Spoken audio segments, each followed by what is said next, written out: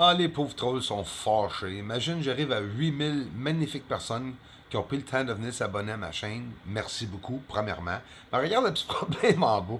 Écoute, je voulais le partager parce que ça arrive souvent. Puis c'est cute. C'est vraiment drôle. C'est la seule affaire que les pauvres trolls peuvent faire. On va leur laisser au moins leur faire. Fait que 7980, en 2 secondes après, j'ai 20 chaînes trolls. S'abonnent. Après ça, 20 chaînes trolls en même temps qui se désabonnent. Puis là, 20 chaînes trolls qui viennent de se réabonner. Fait qu'on est à 8780, 8780. Hey, salut tout le monde. Un grand merci à tout le monde qui ont pris le temps de vous abonner. Et aimer les vidéos, les partages. Merci. Merci pour les contributions. Là, on a une vidéo super, mais vraiment super cool, selon moi.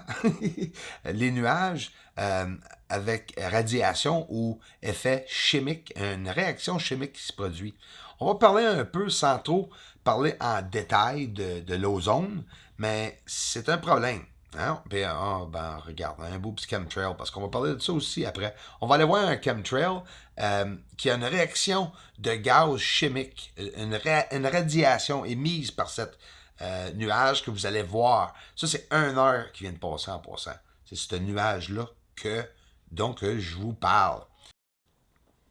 Là, je veux parler de l'effet sur le réchauffement climatique. Il y a un trou dans l'ozone, hein? On est tous familiers avec ça. Ben, dans la couche d'ozone, pourrait contribuer de plusieurs manières de réchauffement climatique. Première raison qui conduit à une contribution faible au réchauffement climatique, c'est que le rayonnement UV qui n'est pas arrêté par la couche d'ozone. Ça, c'est absorbé par notre surface terrestre, bien sûr, et ça contribue aussi au réchauffement climatique. Et ensuite, il y a d'autres problèmes qui se produisent, puis c'est infini. Là, on parle aussi d'un réchauffement climatique du stratosphère aussi, qui va... ça va tout fucker la patente, là. Ça va tout changer les températures partout. Mais ces gaz-là, on peut les voir des fois, et une réaction dans un nuage. Dans l'Antarctique, il existe des nuages stratosphériques polaires. Je ne sais pas s'ils peuvent exister ici, sûrement, mais ça a rapport avec l'ozone. De toute façon, ça c'est sûr. Je pense même à une température exacte de moins 78. C'est le contraste de l'air froid et l'air chaud aussi. Produits chimiques, réactions chimiques, les gouttelettes d'eau se transforment au moment qu'ils se transforment. Ouais, c'est compliqué un peu, je me lance des affaires des fois compliquées, mais c'est parce que j'essaie de comprendre un peu qu'est-ce qu'on voit dans le ciel. C'est vraiment le nuage qui a cette couleur-là et non les nuages qui sont alentour. Alentour, c'est l'effort des chemtrails que vous voyez. Mais en plus, cet nuage-là est un chemtrail. C'est un avion chemtrail qui a débarqué ça là. Mais on voit une réaction de gaz, émission, radiation à l'intérieur de tout ça. Ça, l'ozone, là, dépendamment quelle température qu'il fait dans l'Antarctique, ça varie la grandeur du trou exactement de l'ozone. Là, hein? Savez-vous ça? Puis comme par exemple, quand il fait très très chaud, là, ça fait partie du réchauffement climatique. C'est pour ça qu'il fait chaud. Les océans sont en train de se réchauffer.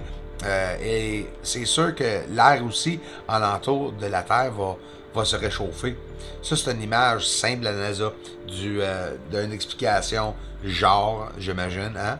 Antarctique et le trou dans l'ozone. Elle change au courant de l'année. Des fois, elle est meilleure qu'elle est, des fois, elle est pire. Allons voir en infrarouge cette nuage pour regarder l'intensité de lumière qui est à l'intérieur de la nuage, voir qu'est-ce qui est en train d'arriver.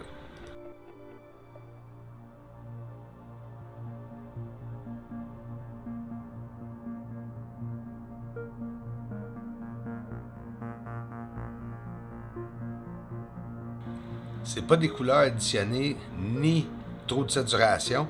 C'est au contraire, pas toucher aux saturations, c'est l'exposition qui était descendue. Et ça, c'est vraiment les gaz ou l'effet radiation, peu importe.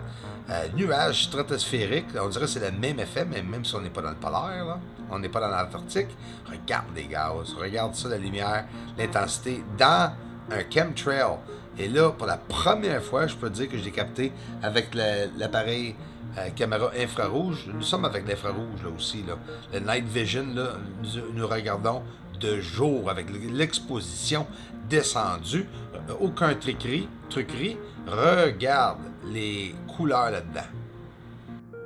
Remarque, c'est pas un spot de couleur ou d'arc-en-ciel qui est comme près du soleil, les spots alentour du soleil. Là. C'est vraiment le nuage même qui est en train de produire ces couleurs-là. Là.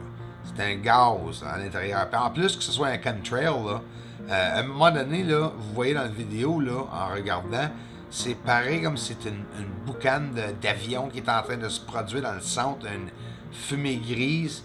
Il y a beaucoup qui arrivent dans cette petite vidéo-là que nous regardons. Là. C'est une réaction avec un ciel, réaction que tout rentre en ligne de compte, le réchauffement climatique, le trou dans l'ozone, le rayonnement UV.